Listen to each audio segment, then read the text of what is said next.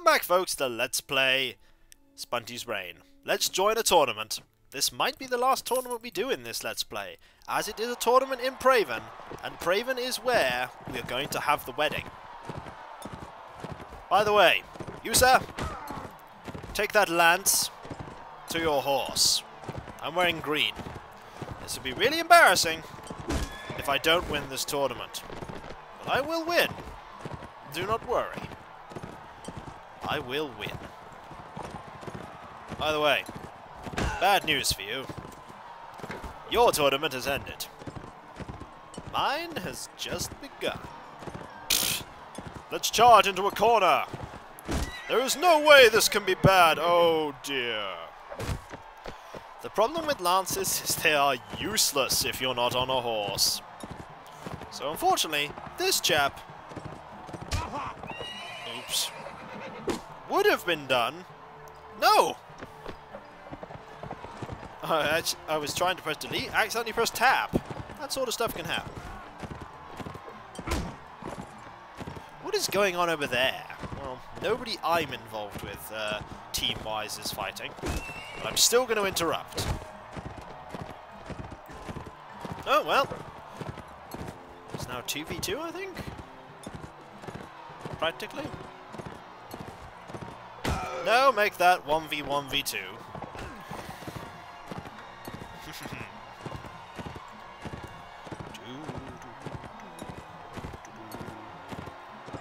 You can be naught but happy when your king is about to be wed.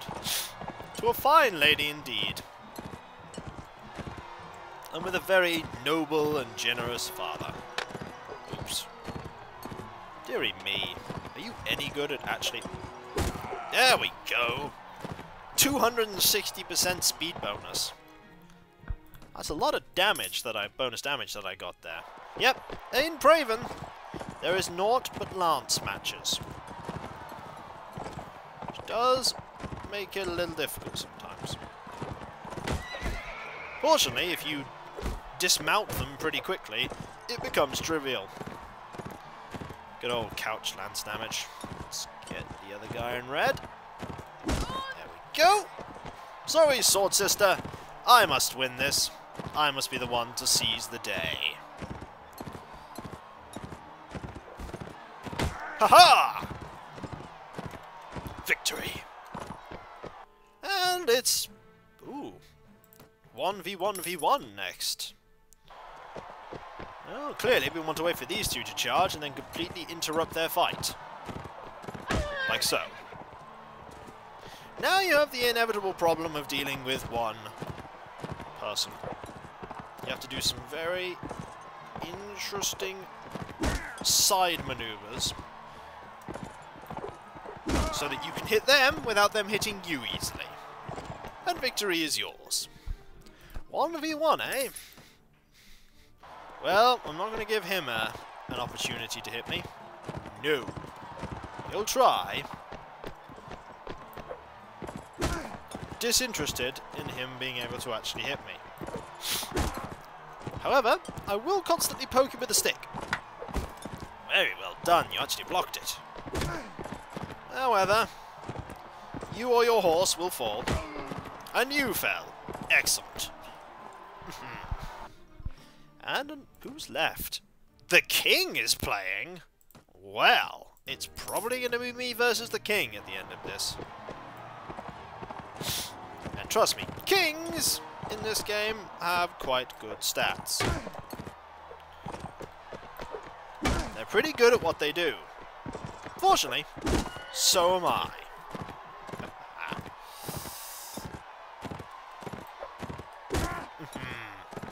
Would you like to try that again, sir? I don't think so. But you shall fall, Count Delenard. And I bet it's me and the two kings. This is a good jousting tournament. No, I am not giving you the opportunity of hitting me, King Harless. No. Well, you rammed into a wall. Hello. Nice day, isn't it? Especially a nice day for some jousting. It's also a nice day for you to run into a wall. Oh dear. You're a king. Act like one. That involves jousting like one too. No. No. Not happening. My good sir, normally I would get off my horse, but I'm using a lance, so, ooh, well blocked. Sorry, chap, I have to, destroy your chances of victory and embarrass you in front of all of your, vassals and all of your fellow lords by defeating you. Fair and square in combat. Ha! Visit the lady. Excellent. Are we actually going to have the wedding at this point? I hope so. How wonderful it is. In a short time we shall be married. However, I should point out that in the remaining few days, it is not customary for us to speak much longer. Oh. Can I join the feast? There is a feast going on. I don't think this is actually the feast for our marriage. Is it? No. Count Greymont's here, though. May the heavens witness that I am ready to give you my daughter, Lady Sonadal, to have in marriage. Oh, looks like it is! My husband, I hereby pledge to be your wife, to stand with you in good times and bad. May the heavens smile upon us and bless us with children, livestock, and land. Well, that sounds pretty good to me. I pledge... Oh, well, hold on, I'm not quite ready. No, it's the same. Let us be husband and wife. I now declare you and Lady Sonadal to be husband and wife. Now go to the chamber prepared for you, and we shall make arrangements for your bride to join you in your hall in Dirim. I will never see my daughter again unless I defect from my kingdom. And now we get the marriage scene. Marriages in Calradia are not a boisterous or exciting affair. Nice dress, though. Greymont is like, what am I doing? I regret this decision. Hey, there I am! With my big blocky hands. Hello! Well, I meant to get involved in this. No, I just cheer from the sidelines. Trust me, we do get married. I'm normally actually meant to be there, but something very interesting has happened there. With actually how that has played out. But, rest assured, I just got married. Hooray! And now, she will be in Dirim. Now I have nothing left to give to this kingdom. Goodbye! The one thing that, my character desired here, which is the hand of Lady Sonadal, has now been got. So if I wanted to, I could declare bloody war on your kingdom and crush you underfoot like gnats. However, I have now finally got married, and as such, this is the end of Spunty's Reign's Let's Play. I'd set the condition of the end of the Let's Play now to be marriage, and Spunty has now indeed got married. It was a long and arduous affair from a down-and-out, run-of-the-mill man in the... Thank you, Forest Bandits, but one of you stayed, though. And he has rose to become a prominent lord, a king in his own right, although that right to rule is still a bit fleeting. I probably would actually go and conquer that castle later. But he is on his way up, and as such he has gained all that he has earned through blood, sweat, tears, and beard, and also silly hats. But I've enjoyed it. I've really enjoyed this Let's Play. It's one of those weird ones where the game technically isn't over, because it's a sandbox game. The game technically never ends. Even if you conquer every single town, you'll still have the occasional rebel kings and lords. And eventually, even if all the lords join your faction, you end up fighting just bandits and deserters. And that's it. Like, the game is sandbox in that regard. However, oh wow, Wurchik has fallen to the north. To the Vegas.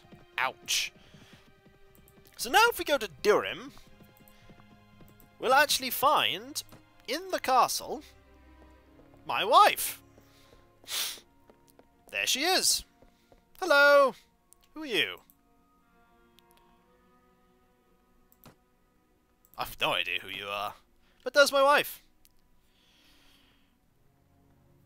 Let us think of a way to improve her standing in the realm. Nope. Fair enough. We shall speak waiter. We shall speak waiter! Hand me my food! And there is my marshal. Is not sufficiently recognized, and you may bring us problems. It may be advisable to find another kingdom with whom you share interest and seek recognition. Yeah, well, that's all for now. We can chill out. We can relax. I have a honor guard that I'm going to dump off in this castle for now, and take up a bunch of recruits and militiamen. Why? Because that's what you do. You take up a bunch of people who have no skill or ability, and you make them into something good. You make them into something good.